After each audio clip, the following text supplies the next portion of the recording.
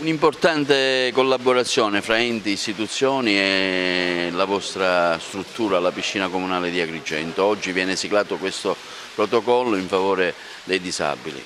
Sì, per noi è un momento importante e siamo lieti di andare incontro a questa problematica dei disabili.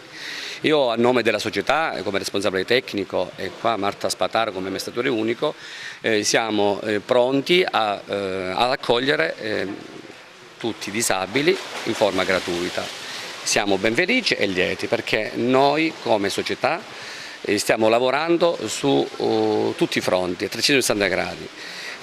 Noi facciamo infatti nuototerapia, facciamo varie attività di scuola nuoto, ma principalmente, ci teniamo a dirlo, la nostra formazione è quella di andare incontro a questi genitori con ragazzi, figli disabili, con difficoltà affrontano varie spese. Allora noi come società diamo la gratuità a tutti i disabili e siamo pronti e siamo a loro disposizione per tutto quello che richiede la disabilità.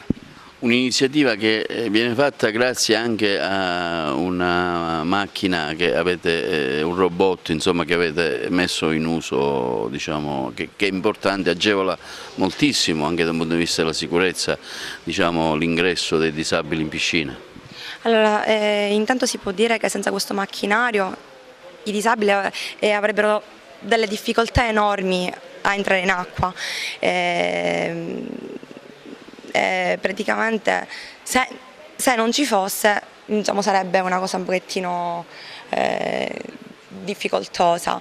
Già da tempo la federazione promuove iniziative a favore delle persone disabili. Una tra queste ha voluto sinergicamente, insieme con la collaborazione del Libero Consorzio Comunale di Agrigento e la Consulta Disabili di Agrigento, quali siamo vicepresidenti, l'iniziativa di farci promotori di una richiesta alla società di Villa Seta, alla società della piscina di Villa Seta, alla piscina comunale di Villa Seta. Su che cosa, a che riguardo? Di concedere l'ingresso gratuito per persone disabili, perché la piscina di Villa Seta già si presta bene per accogliere le persone disabili, però dare l'ingresso gratuito per il nuoto libero era una possibilità in più per garantire a queste persone di poter applicare l'attività natatoria che sicuramente risulta benefica. Questo noi ci crediamo tantissimo e ringraziamo i gestori della piscina comunale di Villa Seta per averlo concesso. Ringrazio naturalmente i gestori per la disponibilità data.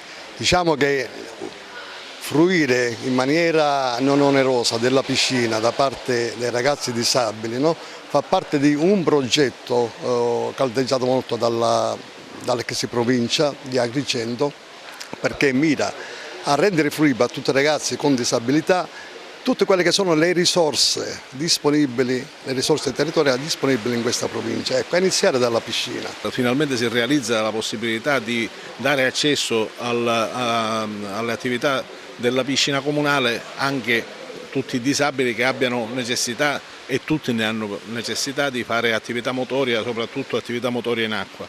È una bellissima realizzazione e di questo io personalmente ringrazio anche i gestori della piscina che hanno voluto mettere a disposizione la struttura e metterla a disposizione peraltro anche in forma gratuita per i disabili che abbiano necessità di accompagnamento.